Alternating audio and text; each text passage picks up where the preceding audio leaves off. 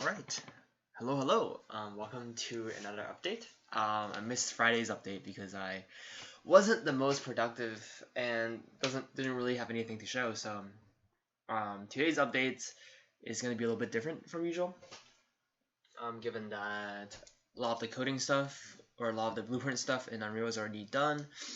So currently I'm working on fleshing out kind of the character, UIs and stuff like that, and that's gonna take up probably a lot of time. Um, I don't know how long that's gonna take or when I'm gonna start incorporating it. So let me just show you what I've done. I've done some work on Friday and some this weekend and some today. And yeah, let's just get into it. So this guy you see right here is the first version of my little wolf dude. This is actually not the first character that I've kind of thought about, but this just kind of came to my mind where he's kind of like he's gonna be probably this like rush down character with just big ass buns that's just kind of mauling you. And I think the wolf theme gives him like he has this really cool like fang like blades and wearing like a fur coat. Yeah. So the idea behind his character is that he's kind of like probably somewhat crazy, somewhat animalistic, and um, yeah, that's kind of the first character. I guess I should explain a little bit about try to explain the concept behind the setting. So let me actually open up my storyboard or like my mood boards here. I think the idea behind the world that I want to make for this game is some sort of fantasy-like world. The idea is that it's gonna be somewhat close to sort of just a standard fantasy world, but I think the most important part of it is that it's somewhat kind of bigger than life in some sense.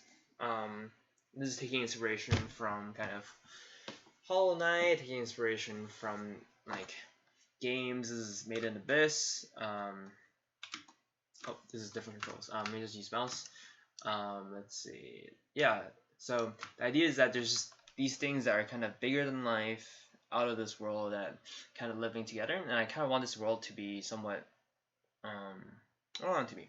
I think I want it to be somewhat like not as quite dominated by like human civilization, and have kind of nature be somewhat of one of the defining like obstacles that everybody deals with. So maybe like just giant creatures, some are friendly, some are not, right? I know a lot of fantasy worlds have kind of like defined themselves based on like humans, right? So you have a lot of people, right? A lot of like cities and stuff like that, and these things still exist in the world, but I think, right, just the idea that there is going to be like unclaimed territories, and there's going to be multiple perspectives from people that are kind of still exploring this world, people that are living within kind of nature in some sense, and stuff like that. Kind of back in time for humans, I guess. So that's kind of the idea.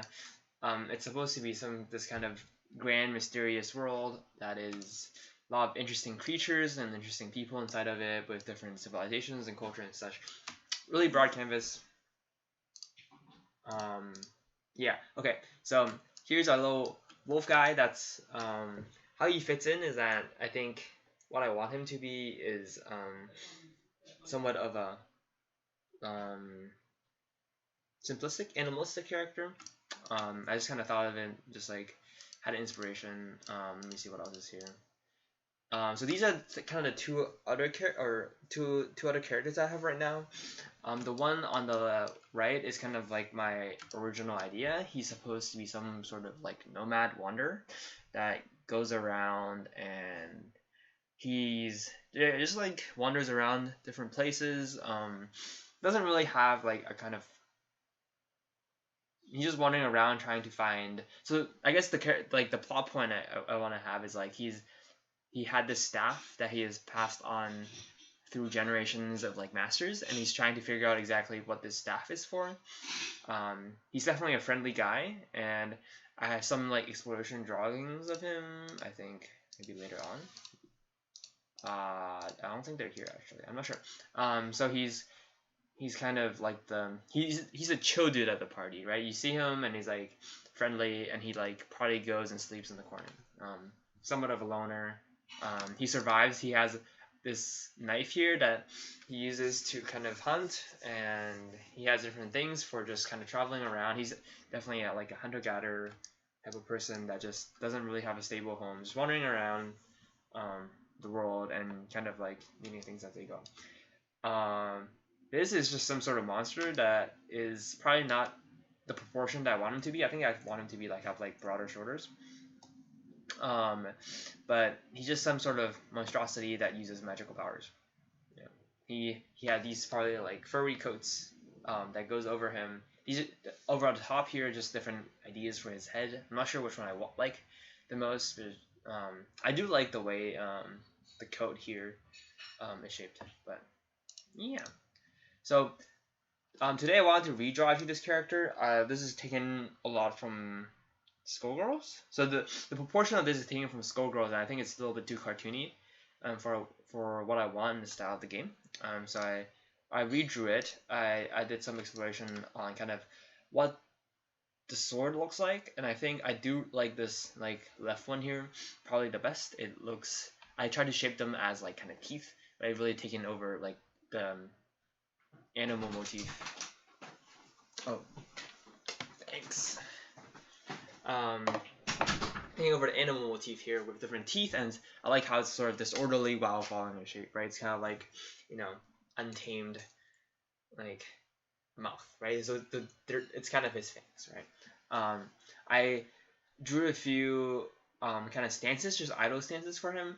And I think I like this one the most. This is the one I'm going to try to base my animations off of just initially, where he's kind of like, the idea behind this, like this stance is like definitely very aggressive, right? I definitely want this one to be like more reserved and more like just tense and ready for a fight, rather than just out. So the idea is that he's kind of stalking his prey, and then like once he finds a moment to kind of like finds the opening, then he really goes for it.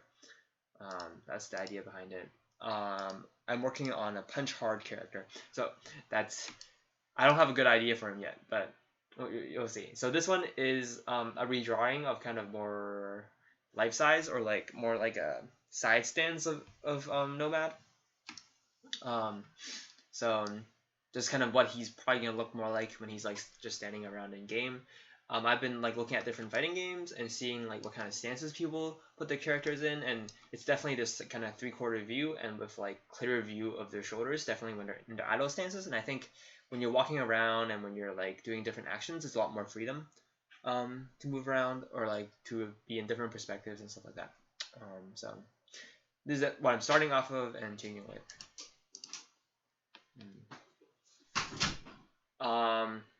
Working on a sword character. He's kind of boring right now. I kind of stopped. I wasn't really inspired, unfortunately. So this guy, I've been actually trying to work on like somewhat of a mercenary. Oh, this is spoilers. I was working off the idea of like a punch big guy earlier, and with just big hits. I had this idea of somewhat of a cannon where he just fires this giant ass cannon that just like blows everything apart. I had this idea for a character that is kind of like a mercenary that goes around and hunts, or like a bounty hunter that hunts animals rather than people. So there's gonna be like these. He's kind of like it's like a monster hunter. Yeah. So he goes around and like hunt these giant monsters, either for money or for pride. Probably for money, right? Yeah. He's kind of this bombastic, friendly dude that knows everybody at the party. He's just trying to push his shoulder, like it's like this stance. I don't exactly know how he's gonna fire the cannon. So the way I'm stuck here is that like I don't actually know how he interacts with the cannon. Like he has a giant cannon, and I think there's some interesting ways of like putting memorabilia symbols on the cannon to kind of signify his like perspective or like his kind of relationship with the world. But I don't know how he's like actually gonna use the fucking cannon. So this is kind of on pause. I do like the headband with like spiky hair. I think that's somewhat classic. So, it conveys the mood very well, I think. So, yeah. Next one here is just a this is supposed to be like a little girl that uses magical powers. It's, I think her specialty was I thought of as like a wind power, where she can kind of fly around, use wind magic, probably conjure like storm clouds and lightning. I don't know how she's gonna fight, but I don't have a deeper backstory for her. I think I just want to design something that's more like Meiji and also like smaller. I think a lot of the characters I've shown you so far are pretty tall. So the tallest one is gonna be Nomad. Wolf is definitely medium build, and this mercenary is gonna be, or this bounty hunter is gonna be somewhat like a probably like a medium tallish build. This is definitely like a small child. Supposed to fight. Really simple, plain clothing. Kind of reminiscent of like traditional wear. Not sure where I'm going with this. I don't have any more details. Yeah, I just wanted to keep her kind of do like this simple character with kind of interesting powers. I'm not sure what her story is yet, but I'm still working on that.